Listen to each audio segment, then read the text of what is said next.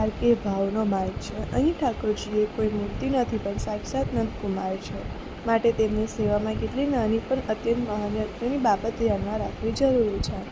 સેવામાં પહોંચતા પહેલાં સ્નાન કરી શુદ્ધ સેવાના વસ્ત્રો પહેરવા જોઈએ. સેવામાં ક્યારે પણ બહારના પહેરેલા કે અશુદ્ધ વસ્ત્રોનો ઉપયોગ ન કરવો. તમારી આંતરિક શુદ્ધિ જેટલી હશે એટલો જ આનંદ સેવામાં આવશે. ઠાકોરજીને તુલસીજી અત્યંત પ્રિય છે, પણ તે તોડવાની પણ એક રીત છે. તુલસીજી ક્યારેય નખથી ન તોડવા, હંમેશા આંગળીઓના ટેરવાથી હળવેથી લેવા. રવિવારે, એકાદશી કે બારસના દિવસે તુલસીજી ન તોડવા જોઈએ. માટે તેની વ્યવસ્થા અગાઉથી કરી રાખવી જોઈએ.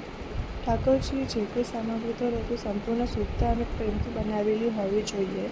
સામગ્રી ધરતી વખતે મોઢા ઉપર વસ્ત્ર રાખવું, જેથી આપણે ઉચ્છ્વાસ કે લાળ સામગ્રીમાં ન જાય. પ્રભુને ભોગ ધરતી વખતે વસ્ત્રાક્ષરનું સતત સ્મરણ કરવું જોઈએ.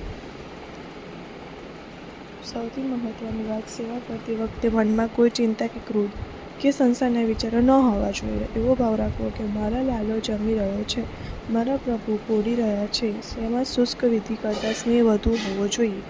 જો આપણે નાના નિયમો પાળીશું તો ઠાકોરજીને ચોક્કસ આપણી સેવા સ્વીકારશે અને આપણી પર કૃપા વરસાવશે. જય શ્રી કૃષ્ણ.